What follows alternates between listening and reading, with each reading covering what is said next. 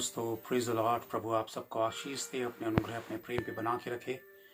जैसे हम जानते हैं कि हम इस अंतिम युग पे जीवन जी रहे हैं और हम जानते नहीं हैं कि अगले ही क्षण अगले ही पल क्या होने जा रहा है, लेकिन परमेश्वर इस बात से पूरी तरह से वाकिफ है। उसे पता है कि कब कौन सी घड़ी क्या होगा, और मनुष्य बिल्कुल बेखबर होकर अपना मन माना जीवन जी रहा है, क्योंकि उसका सामना अभी तक, इस युग के लोगों का सामना अभी तक परमेश्वर जैसी महान हस्ती से आमना सामना नहीं हुआ है। और परमेश्वर का सामना जब हम देखते हैं, वचन इस बात को प्रकट करता है कि यीशु मसीह का आगमन जब होगा तो उसके आगे आगे जो है आग उसके आगे आगे चलेगी। दोस्तों, मैं कुछ दर्शन की बातें आप लोगों को बताना चाहता हूं कि कुछ दिनों से लगातार मुझे कोई ये चीजें दिखाई दे रही थी दर्शन पे। जब भी मैं प्रार्थना करूं तो मुझे दर्शन पे दिखाई दे रहा था बहुत बड़े गड्ढे। मैं आपको बता नहीं सकता हूं कि हम बहुत छोटे से नजर आएंगे, उस गड्ढे के भीतर एक बहुत बड़ा सा होल मैं देख रहा हूं जमीन में। और उस होल पर मैं बार बार अपने आप को देख रहा हूं कि मैं एक चट्टान के नीचे आ रहा हूं। बार बार मैं एक चट्टान के नीचे आ रहा हूं और वहां से मैं बड़े होल देख रहा हूं, बहुत बड़े गड्ढे देख रहा हूं जमीन में। फिर मैंने उसके बाद देखा, ये दृश्य जो है वो मुझे कई दिनों तक दिखाई दिया। बार बार मैं एक चट्टान के नीचे, एक रॉक के नीचे आ रहा हूं। एक बहुत बड़ी रॉक है, उसके मैं नीचे आ रहा हूं, लेकिन मैं कुछ बड़े बड़े होल और बड़े बड़े गड्ढे जमीन पर देख रहा हूं। उसके बाद दोस्तों मैंने देखा कि एक बहुत पतला सा रास्ता है, स्टेप से हैं और रॉक पर, चट्टान पर, और उस चट्टान पर जो है कुछ ऐसी चीज जो है कुछ बहुत थोड़े लोग हैं जो उस चट्टान पर चढ़े जा रहे हैं। और चट्टान पर जाने वाला रास्ता बहुत पतला है और वो सीढ़ी नुमा है, जैसे सीढ़ियां होती हैं, स्टेप्स होते हैं। उस स्टेप बाय स्टेप चढ़ते हुए बहुत थोड़े से लोग हैं जो उस चट्टान पे जा रहे हैं। इसका मतलब मैं आपको बताना चाहता हूं, जो गड्ढे थे वो गड्ढे इस बात को दर्शाते हैं कि आने वाले समय पे जो युद्ध होगा और उसमें जो मिसाइलें होंगी, वो मिसाइलें इतनी पावरफुल होंगी कि उससे जमीन पर बहुत ही भारी गड्ढे हो जाएंगे। और मैं नहीं जानता हूं कि क्या वो न्यूक्लियर वॉर होगा, मैं नहीं जानता हूं, लेकिन मिसाइलें जो होंगी वो बहुत बड़े बड़े होल जो हैं वो जमीन पर कर देंगी। और ये भी हो सकता है कि आसमान से कुछ ऐसे पहाड़नुमा टुकड़े जो आग से भरे हुए इस जमीन पे गिराए जाएंगे, क्योंकि वचन इस बात को कहता है कि आकाश से आग गिराई जाएगी, यानी कि एस्ट्रोनॉट्स जो हैं वो पहाड़ से जो हैं वो आग के गोले बनकर इस जमीन पर जब गिरेंगे तो बहुत बड़े होल हो जाएंगे। या वो मिसाइलें हो सकती हैं, या फिर वो अंत के समय का वो आग के वो पहाड़ हो सकते हैं, वो टुकड़े हो सकते हैं पहाड़ों के बहुत बड़े बड़े जो जमीन पर गिरेंगे।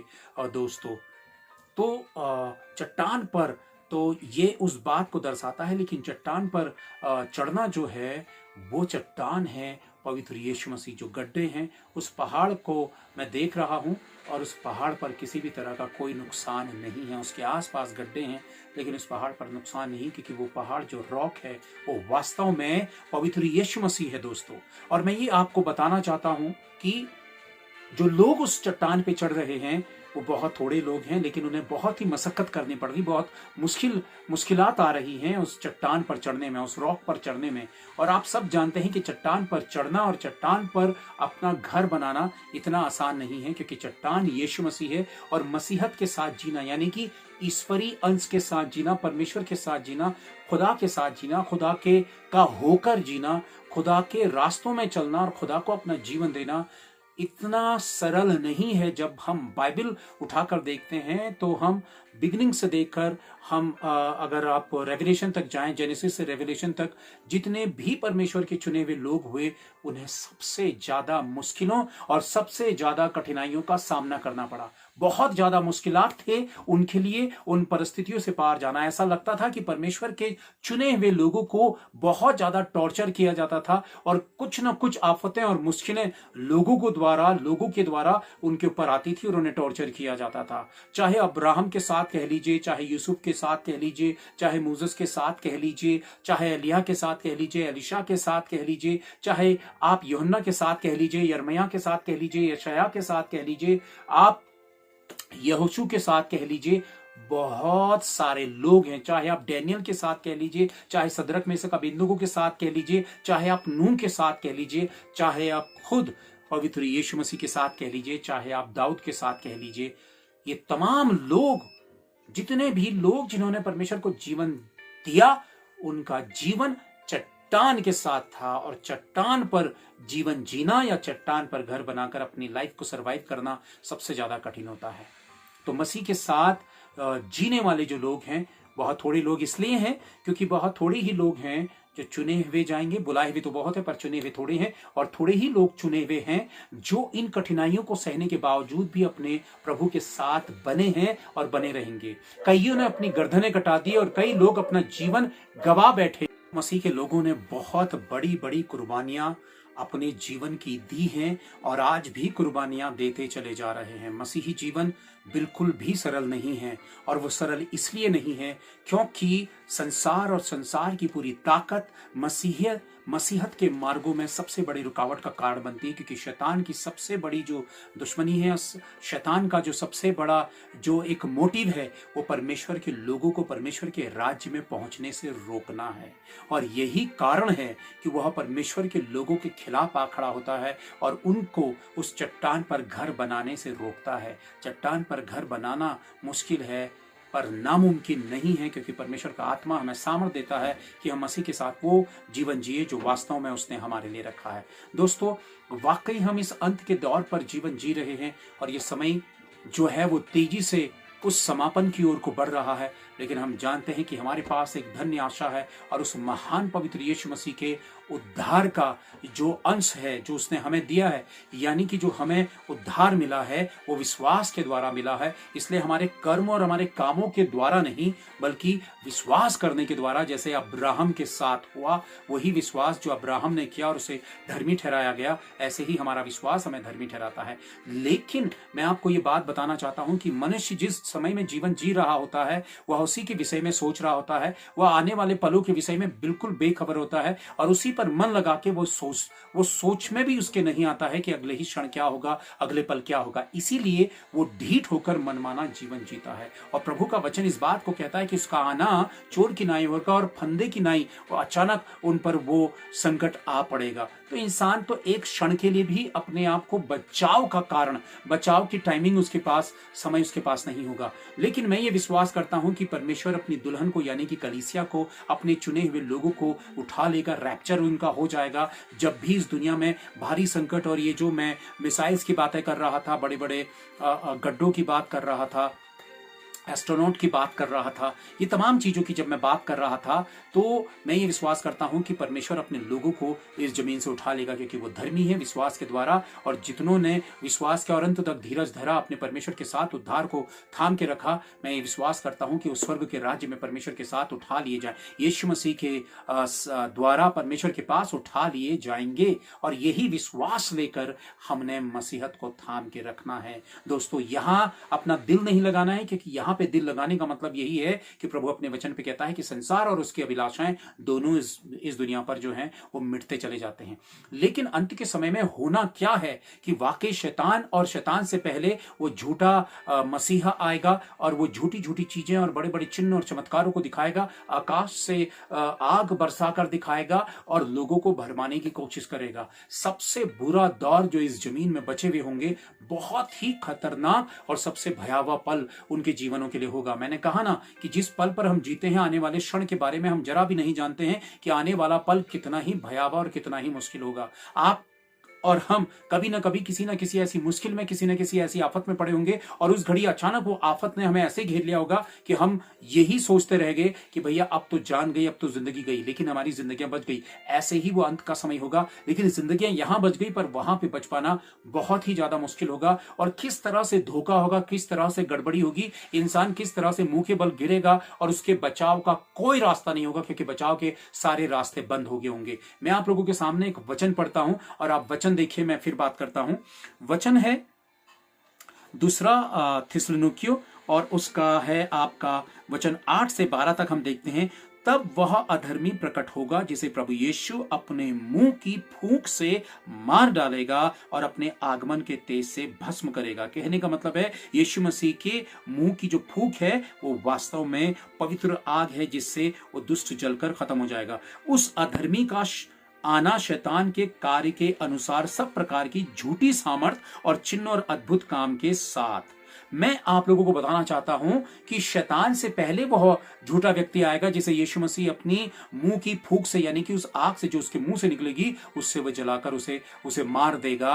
पर वो उसका आना शैतान के अनुसार यानी कि शैतान के द्वारा ही उसका आना होगा और शैतान ही उसे चलाएगा और वो शैतान के चलाए चलेगा। यानी कि वो ऐसा व्यक्ति होगा जो शैतान का एजेंट होगा और शैतानी काम को पूरा कर रहा होगा। उसके आगे हम वचन देखते हैं दोस्तों। उस अधर्मी का आना शैतान के कार्य के अनुसार सब प्रकार की झूठी सामर्थ और चिन्ह और अद्भुत काम के साथ और नाश होने वालों के लिए अधर्म के सब प्रकार के धोखे के साथ होगा। नाश होने वालों के लिए। अब ये नाश होने वाले कौन हैं? जो ऑलरेडी जमीन पर बच गए हैं दोस्तों। जो ऑलरेडी जमीन पर बच गए हैं वे नाश होने वाले हैं और ये नाश होने वालों का जो है वो पूरी तरह से उसकी ग्रिप में होंगे दोस्तों। तो वचन इस बात को कहता है, वचन 10, और नाश होने वालों के लिए अधर्म के सब प्रकार के धोखे के साथ होगा क्योंकि उन्होंने सत्य से प्रेम नहीं किया जिससे उनका उद्धार होता। देखिए कई लोग मसीहत पर उंगली उठाकर मसीहत को टॉर्चर करते हैं और उसका सताव करते हैं और बहुत सारी चीजें इस दुनिया पे होती। वे इस बात से बिल्कुल बेखबर हैं जो सताव करने वाले हैं, या फिर उन्होंने परमेश्वर के अनुग्रह और उसके उद्धार की वैल्यू को नहीं समझा, उसे ठुकराया। उनका आने वाले समय पे जो हाल होने वाला है मैं आपको बता नहीं सकता हूं कि वो हाल इस जमीन पर, शायद ही इस धरती पर जब से ये जमीन बनी है, मनुष्य जाति बनी है, ऐसा बुरा हाल इतिहास में कभी, हिस्ट्री में कभी नहीं रहा होगा जो आने वाले समय पे होने जा रहा है। और वे लोग जो इस जमीन पे नाश होने के लिए छूट जाएंगे दोस्तों। वचन देखें, और नाश होने के लिए अधर्म के सब प्रकार के धोखे के साथ होगा क्योंकि उन्होंने सत्य से प्रेम नहीं किया जिससे उनका उद्धार होता। इसी कारण परमेश्वर उनमें एक भटका देने वाली सामर्थ को भेजेगा कि वे झूठ की प्रतीति करें। मुझे ये वचन सबसे ज्यादा डरावना लगता है कि उनके बीच में वो भटका देने वाली आत्मा को परमेश्वर भेजेगा कि वो झूठ की प्रतीति करे, यानी कि झूठ पर यकीन करें, यानी कि वो झूठ के धोखे में फंस जाए। वो तो आएगा लेकिन आज उसके बिना आए ही लोग कई ऐसी झूठी चीजों के साथ धोखे में फंसते चले जा रहे हैं। लेकिन उस समय वो झूठे चिन्ह, चमत्कार और झूठी चीजें वो काम करेगा और परमेश्वर ऐसी भटका देने वाली आत्मा भेजेगा कि लोग उसके झूठ पर यकीन करेंगे, यानी कि उनका ब्रेन इस तरह से वॉश कर दिया जाएगा। परमेश्वर ऐसी भटकाने वाली आत्मा देगा क्योंकि ये दंड होगा। परमेश्वर इसलिए ऐसा करेगा क्योंकि ये उनके ऊपर दंड होगा, क्योंकि उन्होंने परमेश्वर को नहीं स्वीकारा और उनके मन पूरी तरह से परमेश्वर झूठी आत्मा के साथ लगा देगा। वो झूठी बातों पर यकीन करेंगे, झूठे चिन्ह चमत्कारों पर यकीन करेंगे और झूठ पर यकीन करने के लिए उनको भरमा दिया जाएगा उस झूठी आत्मा के द्वारा। हम वचन 12 देखें, ताकि जितने लोग सत्य की प्रतीति नहीं करते वरन अधर्म से प्रसन्न होते हैं वे सब दंड पाए। वो इसलिए दंड पाएंगे क्योंकि वो झूठ से प्रतीति करेंगे और वो भटका देने वाली सामर्थ को जिसको परमेश्वर भेजेगा उससे वो भटका देने वाली, भटका देने का मतलब है कि सही मार्गों में ना चलकर गलत मार्गों में चलाना, यानी कि गड़बड़ी पे डालना। और जैसे ही इंसान गड़बड़ी का जीवन जीता है तो वो भटकता है और जब वो भटकता है तो फिर वो तबाही की ओर को बढ़ता है। तो परमेश्वर भटका देने वाली ऐसी सामर्थ को उनके बीच में भेजेगा कि वो भटकेंगे और उस झूठ पर प्रतीति करेंगे और वे सब नाश हो जाएंगे। ये परमेश्वर का वचन कहता है। प्रिय भाइयों बहनों, कभी भी वास्तविक सत्यता जो परमेश्वर का वचन कहता है उसकी अनदेखी ना करें, उसको रिजेक्ट ना करें, संसार से दिल लगाकर परमेश्वर की अनदेखी ना करें, क्योंकि आने वाले समय पर वो भारी संकट आने वाला है जो मनुष्य की सहन शक्ति से बाहर है। अपने टेढ़े मेढ़े मार्ग सीधा करके प्रभु को उद्धारकर्ता के रूप में स्वीकारें, अपने गुनाह और अपनी गलतियों को स्वीकारें और प्रभु से क्षमा मांगें, क्योंकि समय बहुत कम है और जो संकट इस जमीन पर रहने वालों के लिए आएगा उनका रैप्चर है ही नहीं, वो यहीं पे तिल तिल करके तड़पेंगे और मिटेंगे और वाकई झूठ पर यकीन करेंगे। जब वो झूठ पर यकीन करेंगे तो वाकई वो दंड पाएंगे, और झूठ पर यकीन करने के लिए उनको भटका देने वाली, भरमा देने वाली आत्मा परमेश्वर के द्वारा इस जमीन पर भेजी जाएगी। यानी कि उनका क्या हाल होने जा रहा है आने वाले समय पे, मैं कल्पनाओं पर भी नहीं सोच सकता हूं। लेकिन हम पूरी कोशिश करें कि हम उन छूटे जाने वाले लोगों में हमारी गिनती ना हो। हम वो काम करें और अपने प्रभु को थाम के रखें कि 1 सेकंड के भीतर अगर रैप्चर हो तो उसमें गिनती आपकी और मेरी हो और हमारे अपनों की हो। अपनों को प्रार्थनाओं पे याद रखिए और अपनों को समेटने की कोशिश करिए, सुसमाचार का प्रचार करिए, प्रभु के वचन पर यकीन करिए। प्रभु जल्द आने वाला है। प्रभु आप सबको आशीष दे, अपने अनुग्रह, अपने प्रेम पर बना के रखे। Thank you. Praise the Lord.